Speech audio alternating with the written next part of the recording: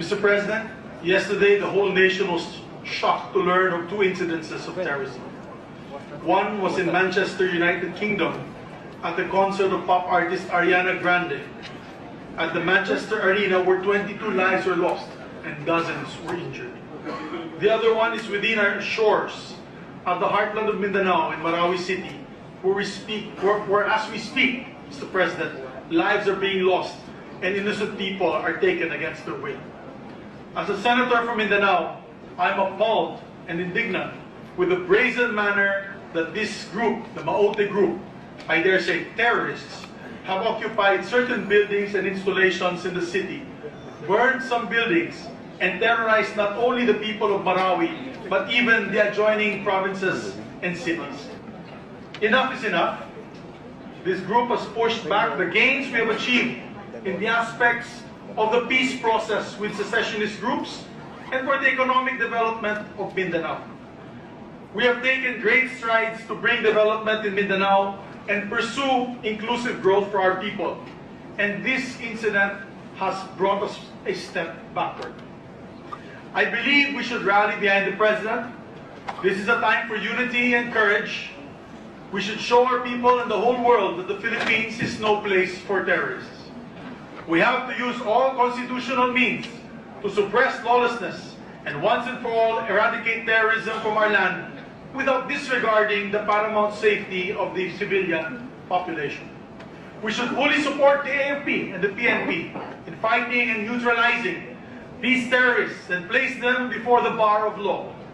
These terrorists should fully account for the man-made disaster they are creating and the miseries they are causing the people of Marawi City as we speak.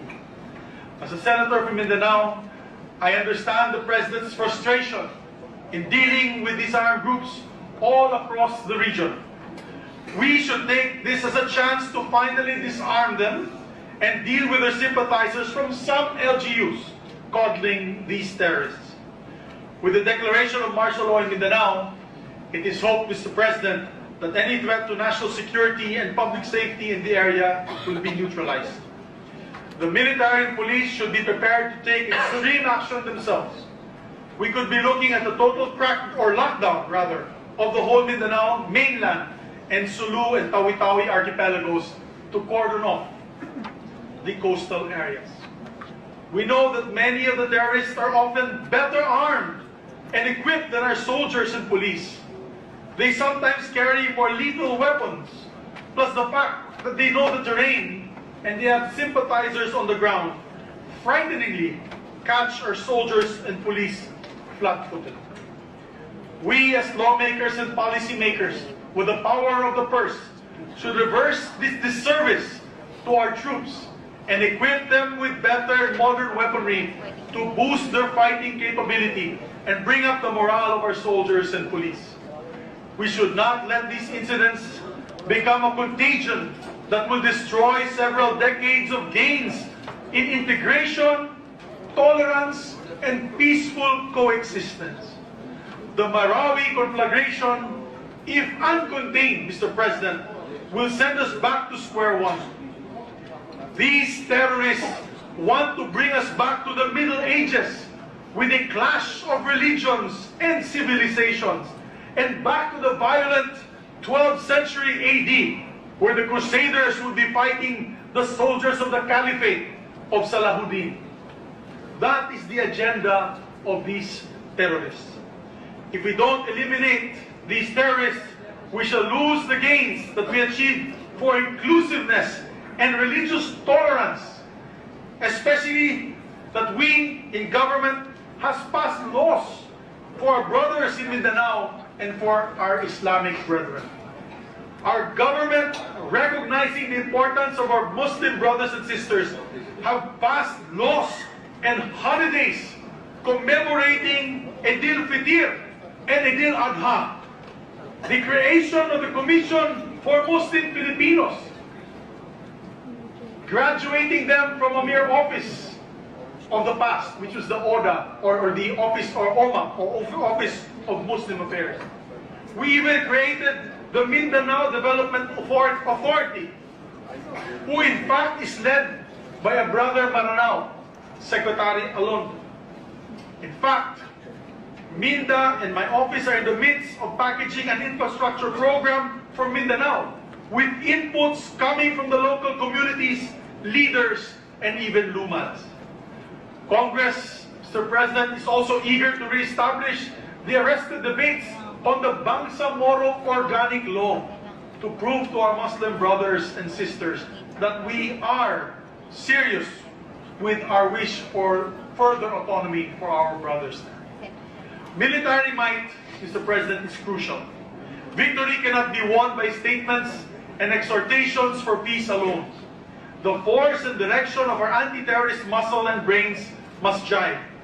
Therefore, we appeal to the local communities and LGUs to support our combined military and police efforts, help the government in intelligence gathering to rid these areas finally of extremists. Let us be vigilant, Mr. President, so that we can reestablish peace and order.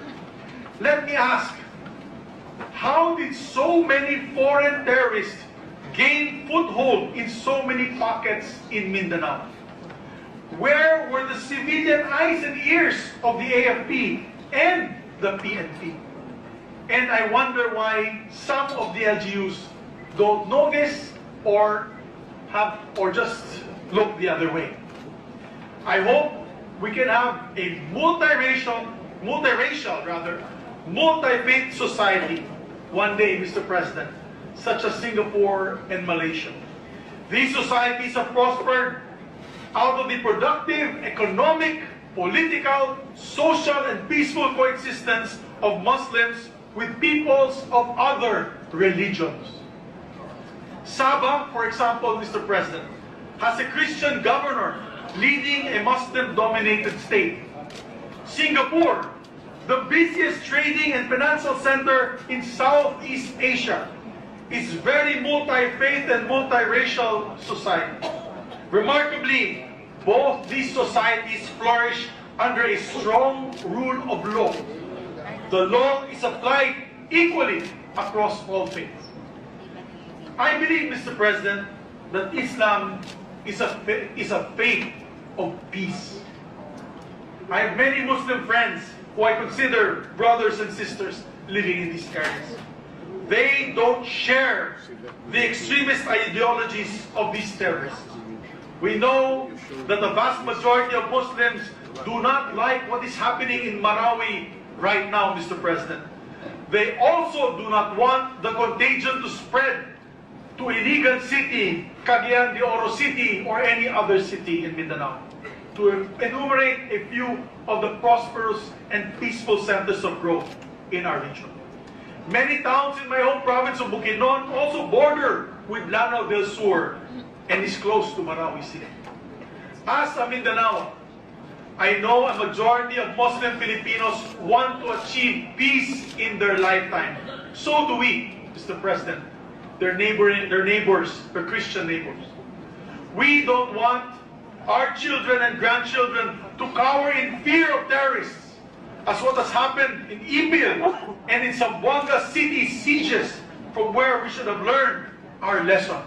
As we have spoken inside the lounge earlier, this has happened before, Mr. President.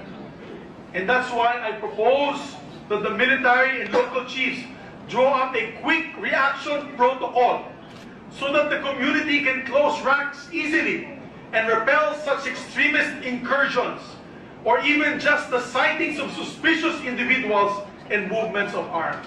This has been the case in the province of Bohol, Mr. President, where quick reaction of the communities help our armed forces. We have this now, Mr. President. Unfortunately, Senator Gordon is not here yet.